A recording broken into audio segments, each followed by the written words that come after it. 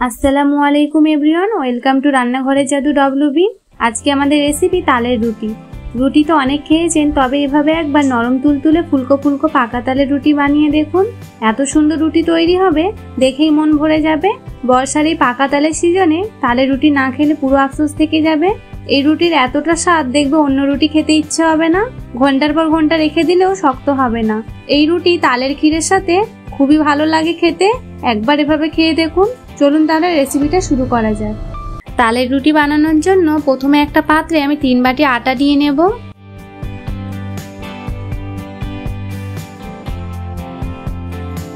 এবার অল্প একটু পরিমাণে চিনি অ্যাড করব।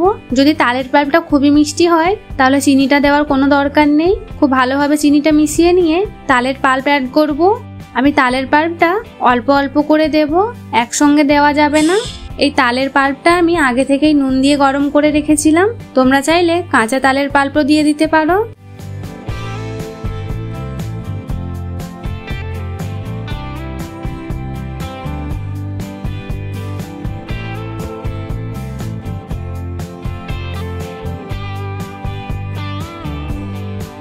এভাবে অল্প অল্প করে অ্যাড করে আমি খুব ভালোভাবে আটার সঙ্গে মিশিয়ে নেব।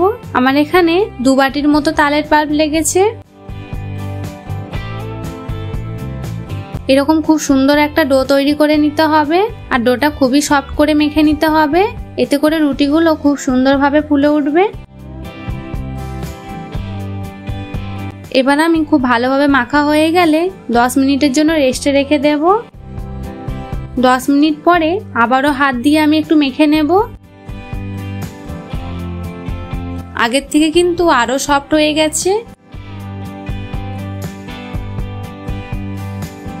এবার আমি অল্প অল্প করে রুটি তৈরির জন্য লেচি কেটে নেব।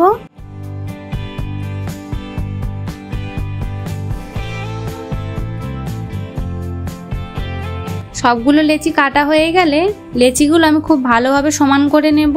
এভাবে হাত দিয়ে সমান করে নিতে হবে।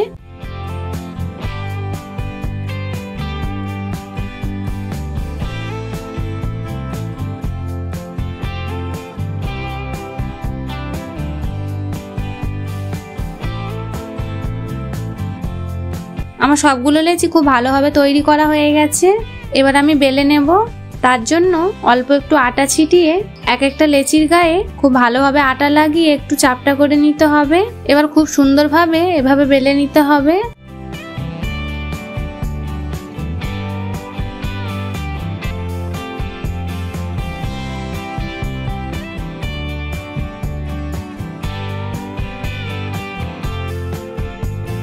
একটা রুটি আমার খুব সুন্দরভাবে বেলা হয়ে গেছে। আমি কিভাবে রুটিটা বানিয়েছি দেখতেই পাচ্ছ।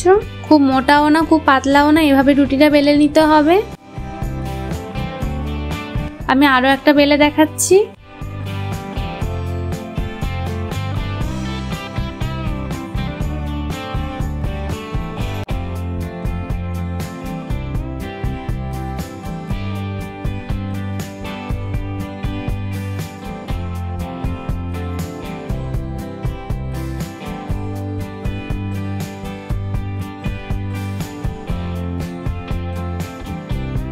আমি সবগুলো রুটি সেম ভাবে বেলে নেব। বেলা হয়ে গেলে এবার গরম তাওয়ার মধ্যে এক একটা রুটি আমি দিয়ে দেব। যখন দেখবে হালকা এরকম ফুলে ফুলে উঠছে তখন উল্টে দিতে হবে।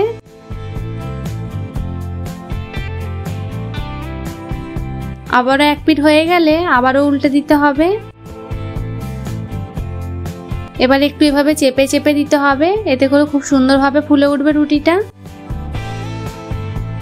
দেখতেই পাচ্ছ কত সুন্দর ফুলকো ফুলকো নরম তুলতুলে রুটি তৈরি হয়ে গেল। আমি রুটিটা খুব সহজেই তৈরি করে নিলাম। আবারও একটা রুটি আমি সেম ভাবে দিয়ে দেব।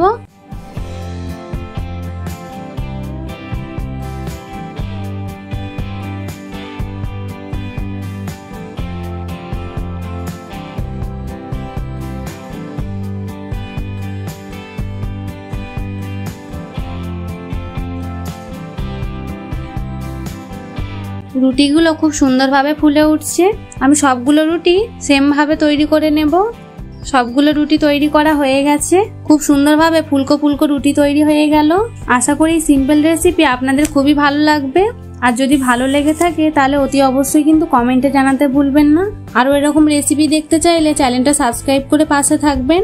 দেখা হচ্ছে আপনাদের সাথে আরও একটা নতুন রেসিপি নিয়ে। ততক্ষণ সবাই ভালো থাকুন, সুস্থ থাকুন। আল্লাহ হাফিজ।